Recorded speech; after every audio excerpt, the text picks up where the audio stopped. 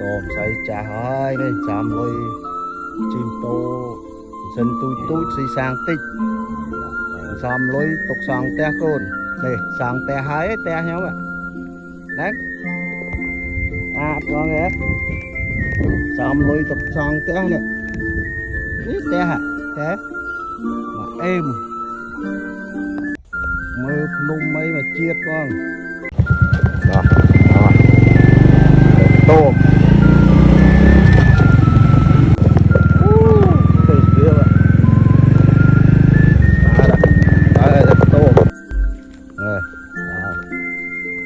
tôm say chả hơi đây xàm lôi chim tô dân tôi xì sang tích xàm lôi tục sang te côn đây sang te hái te nhau ạ đấy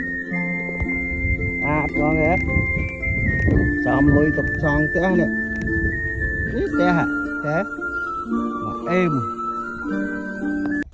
mơ lung mấy mà chiết con